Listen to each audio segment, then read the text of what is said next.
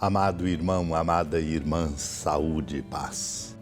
Aqui congregados ao redor da amada Mãe Maria, por graça de Deus, reconheçamos e assim nosso coração se alargará para acolher a palavra santa de Deus. Estamos juntos celebrando o Tríduo, ou o último dia do centenário que nos prepara para a festa de amanhã, a festa de Corpus Christi. Toda a nossa igreja em todo o Brasil, nesse tempo de pandemia, celebra a festa de Corpus Christi amanhã. Muitas restrições, primeiros passos neste tempo novo, exigindo de nós todos um novo estilo de vida.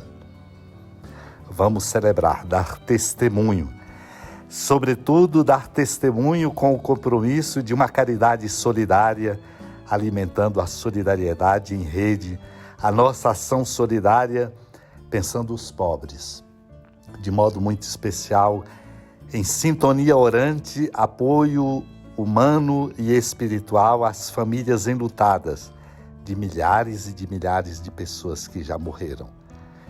Não nos falte a força de que tanto precisamos para percorrermos este caminho e assim nos abrirmos ao amor de Deus.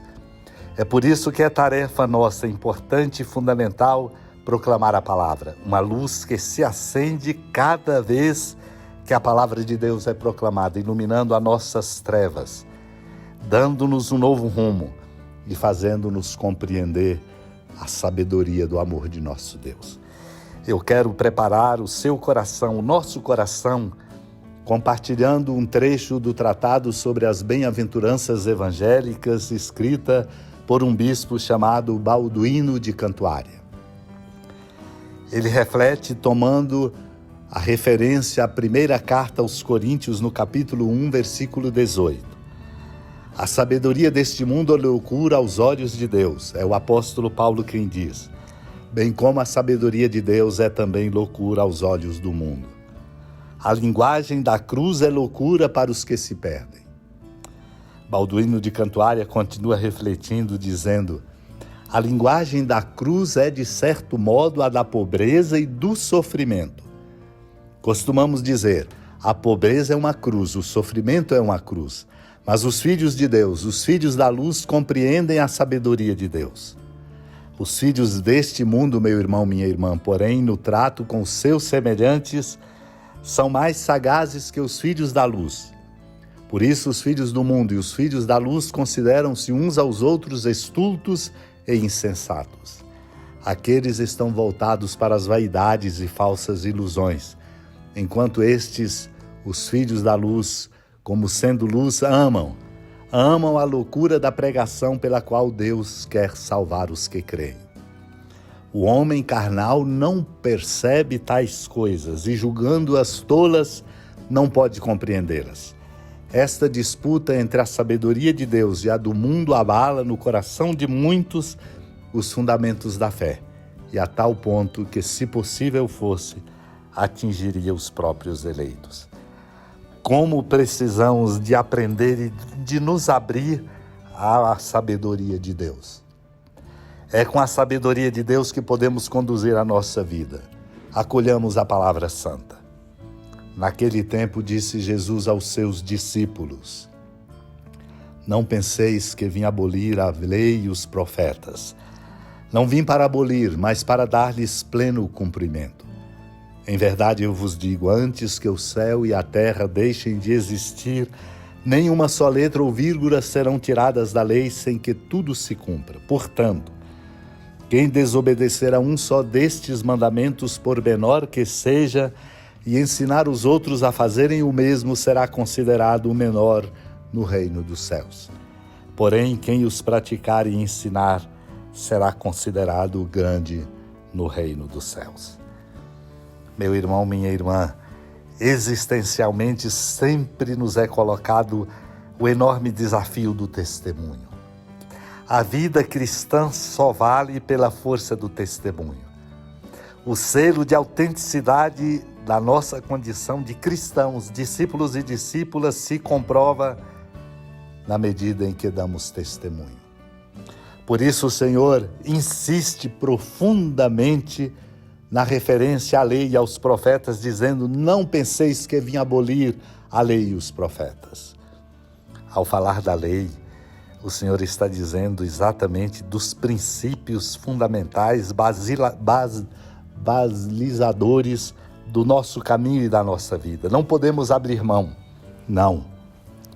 Não podemos abrir mão com relativismos que depois nos fazem sucumbir, perder o rumo, não dar conta.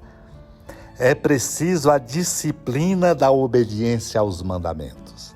Não como camisa de força, não como cerceamento da liberdade, pelo contrário, como construção de uma verdadeira liberdade pela obediência aos mandamentos.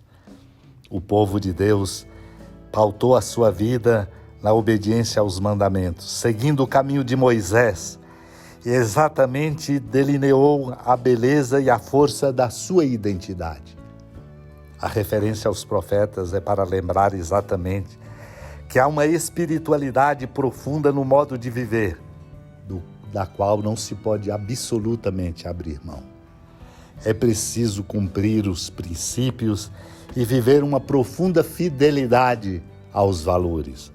É preciso uma espiritualidade mística, profunda, de grande intimidade com o coração de nosso Deus, para podermos de fato dar conta da força do amor de nosso Deus. Ecoe em nós esta recomendação do Senhor: quem desobedecer a um só destes mandamentos, por menor que seja, e ensinar os outros a fazerem o mesmo, será considerado o menor no reino dos céus. É preciso praticar os mandamentos e ensiná-los. Este é o nosso compromisso, e a nossa aposta, ajudando o nosso mundo a ser um mundo melhor. O mundo será melhor pela força do testemunho que arrasta e que toca os corações.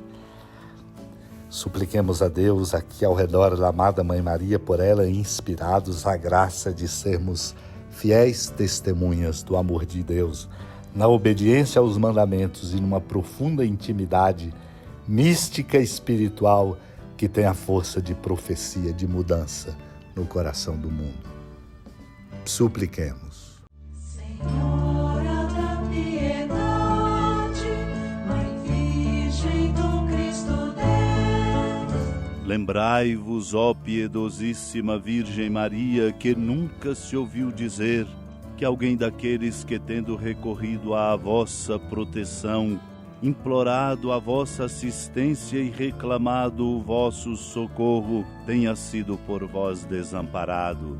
Animado com igual confiança, a vós recorro, ó Virgem das Virgens, e gemendo sob o peso dos meus pecados, me prostro a vossos pés. Não desprezeis as minhas súplicas, ó Mãe do Verbo encarnado, mas dignai-vos de as ouvir propícia e de me alcançar o que vos peço. Amém. Feliz padroeira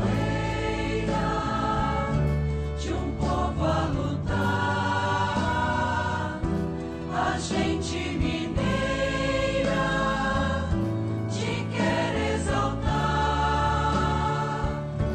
não só lá na serra, tu és esplendor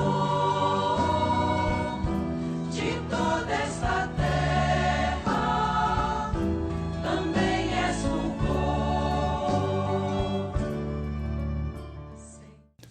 Amado irmão, amada irmã, com a alegria do Santuário Basílica da Padroeira do Estado de Minas Gerais, a Senhora da Piedade, que da sua casa de clemência e bondade nos acompanha e nos abençoa do alto da serra, magnífica arquitetura divina, a bênção de Deus, amor misericordioso, Pai, Filho e Espírito Santo, desça sobre sua família, proteja sua casa, sustente sua vida, fecunde o caminho missionário de nossa igreja, nos enche de sabedoria e permaneça conosco para sempre. Amém.